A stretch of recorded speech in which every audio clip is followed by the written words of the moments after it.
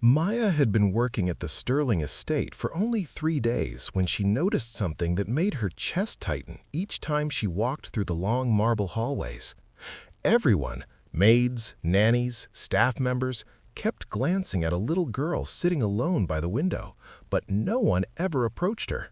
The girl, no more than 8, had soft brown curls, pale skin, big blue eyes that followed patterns only she could see, and fingers that tapped rhythmically against her knees. She never looked up when someone passed. She never spoke. She just rocked gently and hummed to herself. That little girl was Emma Sterling, the autistic daughter of Lucas Sterling, one of the youngest billionaires in the city, and a man so intimidating that most employees straightened their backs whenever he stepped into a room. Maya wasn't intimidated, not by him, and certainly not by a child whose loneliness felt loud enough to echo. She had grown up with a younger brother on the spectrum. She recognized the silence, the overstimulation, the way Emma's eyes darted to the floor whenever too many footsteps approached. She recognized the loneliness most of all. On her third afternoon, while other maids dusted and whispered to each other about bonus schedules and strict rules, Maya paused by the tall window where Emma sat, tracing invisible shapes on the glass. The girl's feet swung in midair, her socks mismatched, one pink, one yellow. Maya sat slowly on the floor beside her, not touching, not crowding, just being there. Emma didn't look at her, but her humming softened. "You like circles," Maya whispered, noticing the repeating motion of the girl's finger. "My brother likes circles too, and stars, and anything that loops." Emma paused, her small shoulders stiffening as if listening, a good sign. From the second-floor balcony, Lucas Sterling watched with narrowed eyes. He was tall, sharp-jawed, always dressed in tailored charcoal suits, and carried a permanent weight behind his gaze, as if life had demanded too much from him too fast. He had hired over 20 therapists, specialists, and caregivers for Emma over the years. None stayed long, none reached her, none made him feel any less helpless.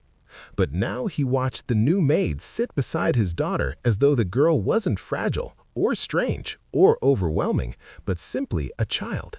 That evening, during dinner service, Emma refused to come to the table. She sat in the hallway corner, knees to her chest, humming again. Staff members exchanged looks, waiting for Lucas to command someone to handle it. Instead, Maya quietly walked over, knelt down next to the girl, and whispered something only Emma could hear. Emma stood. She held Maya's sleeve gently as they walked to the dining room. Everyone froze. Lucas stared, fork suspended midair, shock written across his usually unreadable face. Maya didn't meet his eyes. She simply guided Emma to her seat, sat her down, then stood back against the wall like all the other staff. But Lucas's gaze stayed on her for a long time. The next morning brought the moment that would change everything. Soft music floated from the ballroom downstairs. Someone was testing speakers for an upcoming charity event. Maya walked in carrying folded linens, and there was Emma, standing in the middle of the floor, rocking side to side like the music was tugging at her. Slowly, carefully, Maya placed the linens aside and approached, making sure her footsteps were quiet. She stopped 2 feet away, close enough to be present, far enough to be safe. Emma glanced up.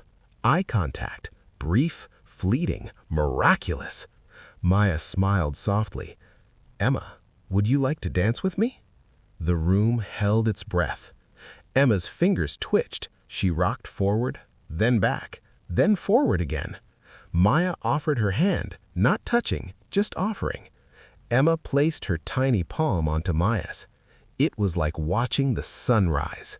Softly, gently, Maya swayed, letting Emma lead. The little girl's curls bounced with each movement, and for the first time, she smiled. A small, crooked smile, but a real one.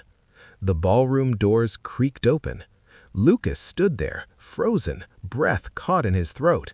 He had seen his daughter cry, scream, shut down, hide, but never ever smile at someone new, never willingly touch someone outside the family, never dance. The billionaire's hands shook at his sides. Emma twirled, awkwardly, unevenly, but joyfully.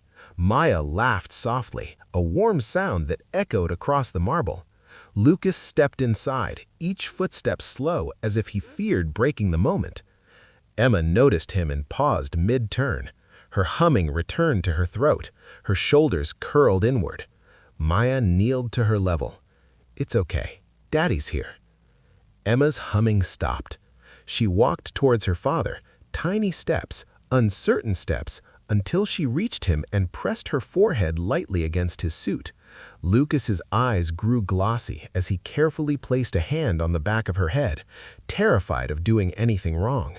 He looked at Maya over Emma's shoulder. "How?" he whispered, voice rough. Maya shook her head gently. "She just needed someone who listened." Lucas swallowed hard. "Everyone here cares for her." "They care," Maya agreed softly, "but they're afraid of her silence. I'm not." Emma wrapped her little arms around her father, and Lucas immediately broke. Tears streaked down the man who had built an empire from nothing, who commanded boardrooms, who never let himself fall apart. But now he let himself. Later that day, Lucas found Maya in the kitchen washing dishes. He stood silently for a few seconds before speaking. "You did something no one else has ever done," he said quietly. "You saw her." Maya dried her hands. "I just gave her what she needed." He nodded, exhaling shakily. "Maya, I want you to stay, not as staff, as Emma's companion, full-time, whatever salary you want." Maya blinked, stunned. I don't know what to say." "Say yes," he whispered, emotion still trembling in his eyes. "My daughter smiled today. I haven't seen that in years." Maya glanced towards the doorway where Emma peeked shyly, hiding behind the frame, her curls messy, her blue eyes bright with curiosity. Maya smiled.